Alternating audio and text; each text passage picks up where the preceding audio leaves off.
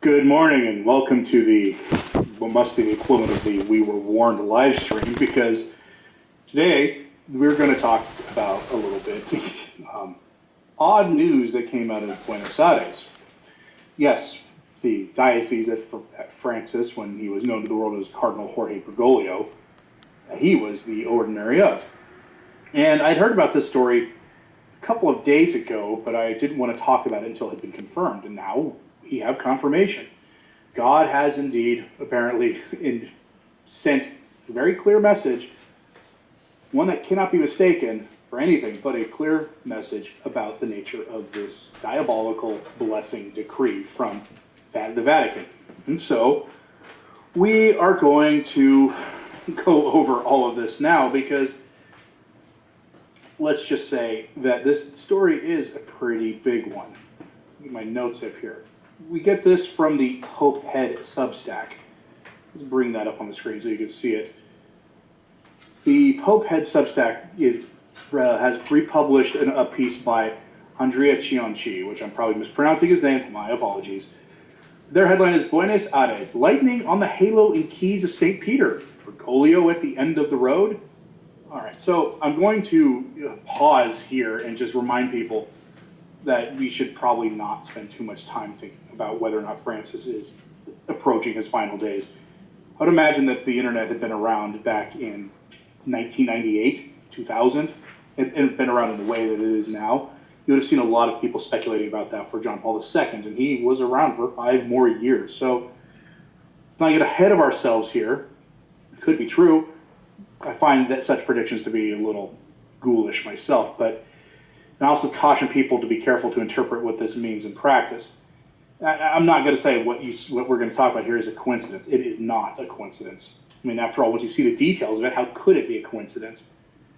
Now, note something here. Lightning struck a statue of St. Peter, it destroyed the halo, and it destroyed the keys in his hand, and it destroyed his blessing hand.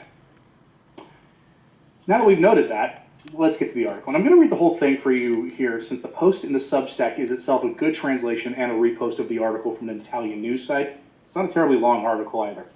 It's worth noting here also that the author is one of the more famous Beneplenists. That is, Andrea Ciancini is one of those who believes that Benedict's abdication was invalid for any number of reasons, and who believe Francis to be an anti-pope, and that Benedict was the real pope, and now, since Benedict's passing, we are in a period of interregnum.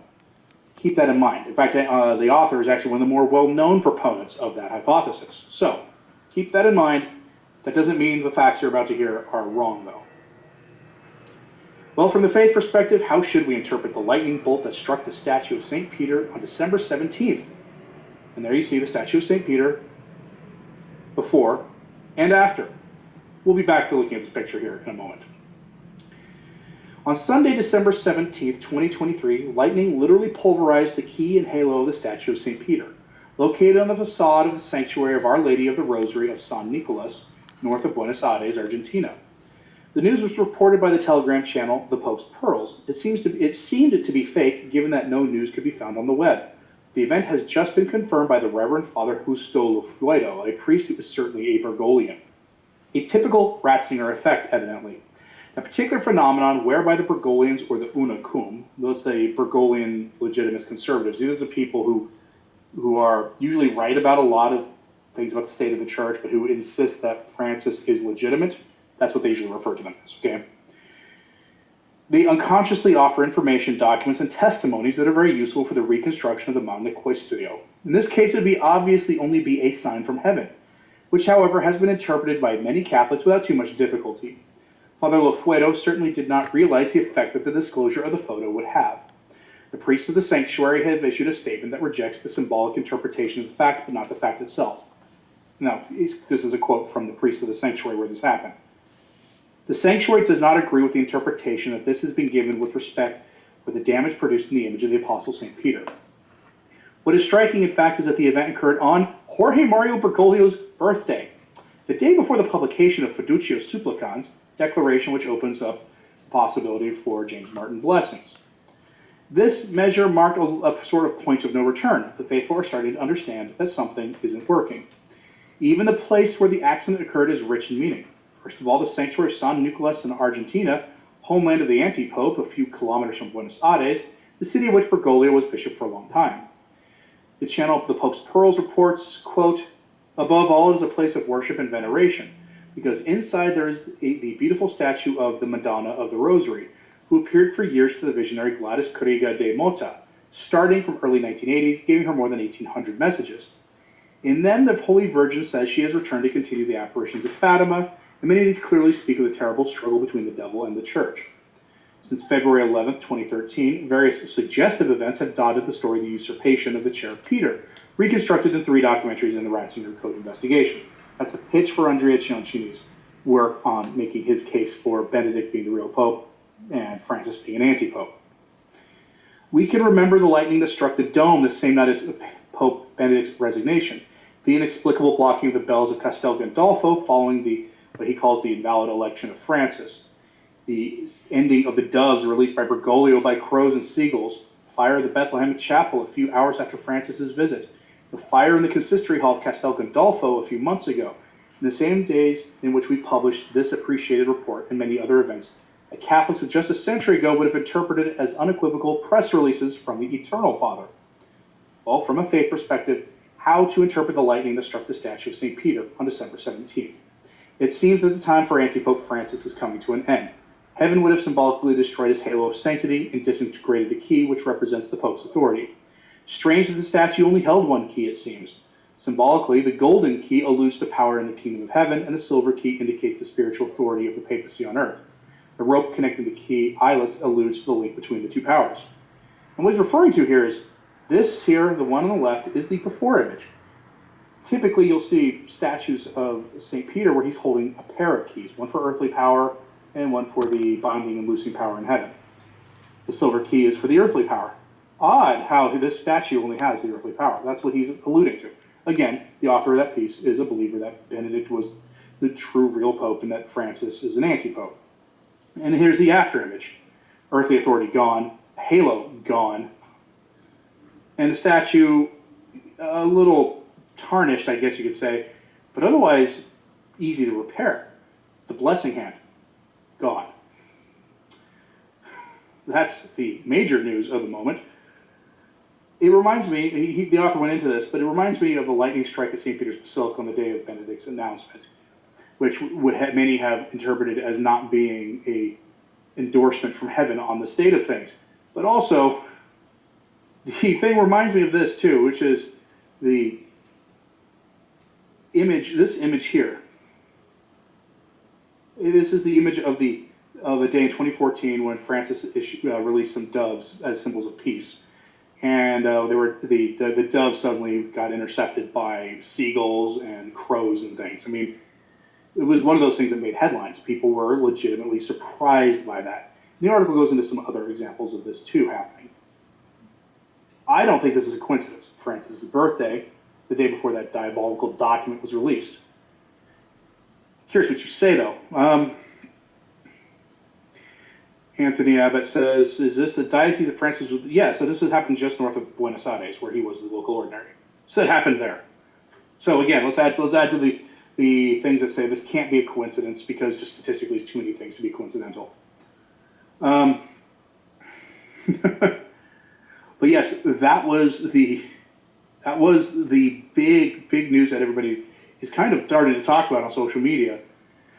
And as Anthony from Avoiding Babylon says, it's wild. It is wild. I'm not a believer in coincidences when you start having too many of these oddly, too many coincidental things means it's probably not a coincidence anymore. As Lepanto Lemonade says, the rocks will cry out. Yeah, when in the next case, the heavens will cry out. Now, some of you have mentioned in the chat also that the Hungarian bishops have also issued their own statement on this document. Diane Montagna has their statement here. I'll just go over it briefly. I wish I could bring this up in a way that you could easily see the text, but it is what it is. Internet browsers have their limits. The statement was issued yesterday. This looks like it was at 9:06 a.m. local time. Below is a statement from the Hungarian Catholic Bishops' Conference. During the days of Christmas, we celebrated the joy of having God with us, among us, who with merciful love has invited all people to a communion of love with him. In this spirit, the members of the Hungarian Catholic Bishops' Conference addressed the following message to our pastors and members of our church. The Declaration of the Dicastery for the Doctrine of the Faith and the Pastoral Meaning of Blessings, entitled Fiducia Supplicans, issued on December 18, 2023, does not change the Church's original faith and teaching on holy matrimony and on morality of the flesh. Considering the pastoral situation in our country, the Bishops' Conference specifies that ordained ministers can bless all people, individually, regardless of their how they view themselves in the flesh and their tastes in the flesh, but they should always avoid common blessings for those pairings who live in a non-marital partnership or in a marriage that is not valid in the church, or who live in a double S partnership. At the same time, we accompany all our brothers and sisters in particular life situations with love and respect, helping them to deeper understanding of God's will for their journey of life according to the gospel of Christ. Issued in Budapest on December 27th, yesterday, by the Hungarian Bishops' Conference. It is not the most strident of the statements. It's not the most tersely worded of them that we've seen, but it's still a good statement nonetheless. Do you pray for demons? No, they made their choice. Their choice is set. You don't pray for demons. Why would you do that? Of course, I think that's in reference to someone saying that Francis is a demon. Mary Woolley says she enjoyed my appearance on Avoiding Babylon. Go check the channel out in the morning. The host of that channel is in the live chat here. So, but yeah, go check them out. They do interviews and discuss current events and things. They typically broadcast in the evening. Dr. Obvious, that was literally what I was just going over, was that article. I guess you joined us late. That was the article I just went over. But I tend to think these kinds of signs are not a coincidence. How could they be a coincidence? It happened on his birthday, which was the day before the document was released. The symbols of authority and sanctity on that particular statue, very odd statue of St. Peter, were annihilated. How could that be a coincidence? In his diocese, the diocese he was the ordinary of before he found himself on the throne of Peter.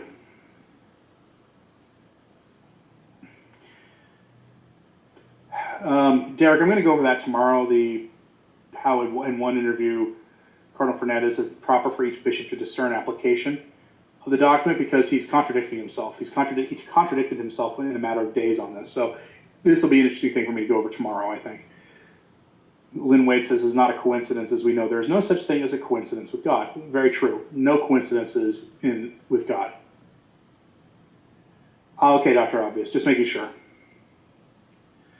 And now we're going to go with the odd news, I think, at the end, because this is weird. I don't know why they're doing this, but the Vatican is now set to publish the private homilies of Pope Benedict XVI.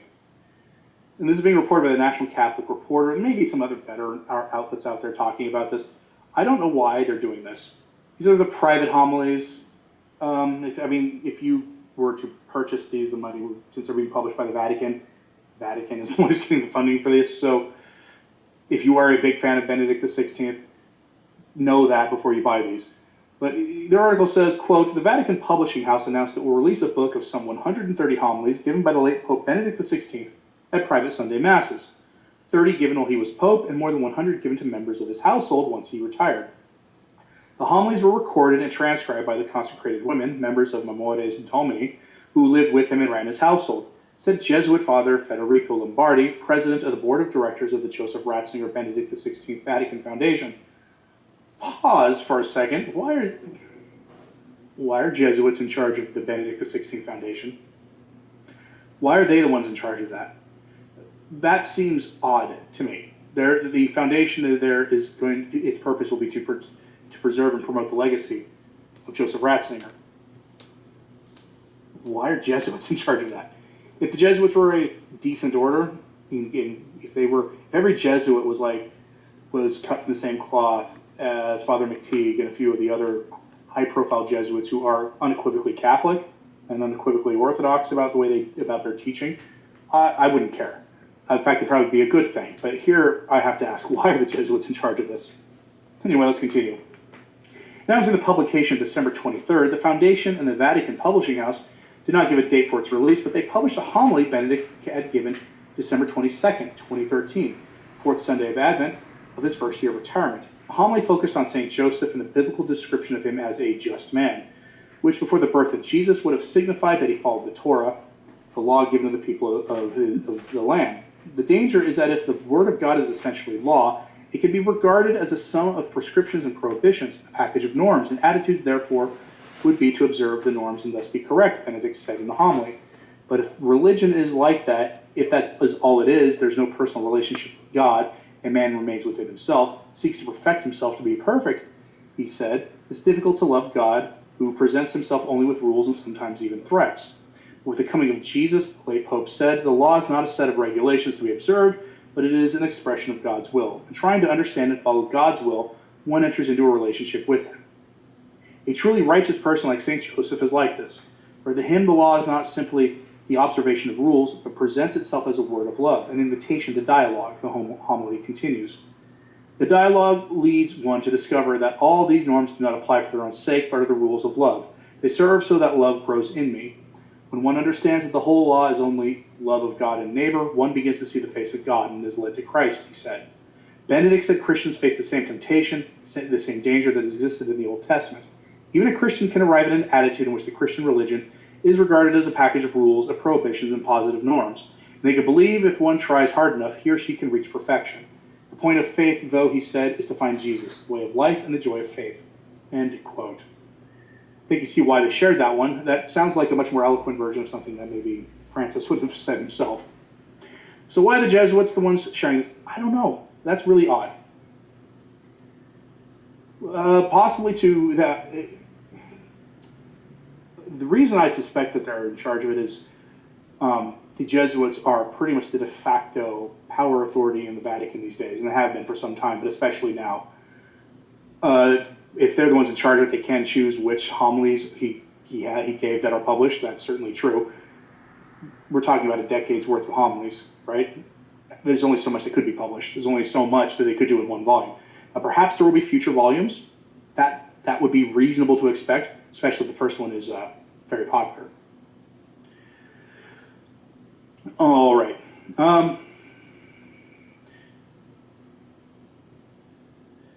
Mount of Elysium says, I just became a father. My son enters a church where the Pope is working against the faith, stirring division and then victim blaming. He's a kid covered in chocolate, accusing others of gluttony. I mean, I can't disagree with that sentiment. Dr. Obvious says that Benedict didn't write those words. I mean, there is more continuity between Benedict and Francis than we like to admit. There really is. This is why it's worth reminding ourselves. Malachi Martin was asked once what he thought of Joseph Ratzinger, and he called him the best of a rotten bunch. Not the most ringing endorsement. I will say that I think Benedict was the best of the popes from the post-conciliar era, but I've seen enough continuity with Francis and him on issues like the Laudato Si topic. There's a ton of continuity there. That's just one example. And now I do tend to think that they curated those homilies to publish certain ones first. Or it could be for thematic reasons, or it could be they want to just make sure it's all things that are in line with the current way of doing things in Rome. All right. Are there any other questions in the chat? This is you're trying to get the questions in, or whatever else. Yeah, Isabel, don't leave the Catholic Church because we have a particularly nasty Peter right now. Don't leave for that reason. Don't leave for that. Okay, there's no reason to leave the Catholic Church, especially for a community that has its own problems, because they have their own problems, and they deny many dogmas of the Catholic faith. You would have to deny the Immaculate Conception. You'd have to deny the Ascension of Our Lady. You'd have to deny a bunch of these things. I don't recommend it. So, why weren't these published when he was still alive? Benedict, when he passed away, he destroyed a lot of his own papers. I don't know why he wrote some things and published them after during those last years, but he didn't publish a lot. And it could be that these were private and meant to remain private. That's another question I have about this. All right, folks. I think we will call this here. Let me know in the chat if you have any final questions, and then you will be able to find all my sources for all this stuff at my show notes today, returntotradition.org, in the post that goes along with today's video. That'll be up in about 50 minutes or so. The new video goes live in 10 minutes, or at 5 o'clock Central Time. Can I recap the lead story? Yes, there was a statue. The brief version is that there was a statue of St. Peter in Buenos Aires, just north of the city. In the diocese Francis was the ordinary of before he became Francis, that on Francis's birthday, December 17th, which was the day before the new document was issued, lightning struck the statue. The halo of St. Peter and the key in his hand, as well as his blessing hand, were gone after the lightning strike. The statue was itself odd because most depictions of St. Peter show him holding two keys, one representing the binding and loosing authority in heaven, and the other being the earthly authority of the Pope. And this statue only had one, representing the earthly power. All of it was gone. That's the recap. It had too many coincidences, and it reminds everybody of the seagull story. Francis releasing doves in 2014 as a gesture of peace, and seagulls deciding it was time for lunch, right? And the lightning striking St. Peter's Basilica. It reminds everybody of those things. So, oh, right, this is it is, and Deborah just says correctly, that's a heavenly phenomenon. It absolutely is. This is not a coincidence. It's too many details to be a coincidence. All right, thank you for tuning in, folks. I thank you for joining in, and I will see you in the next live stream. May God bless you. Angel.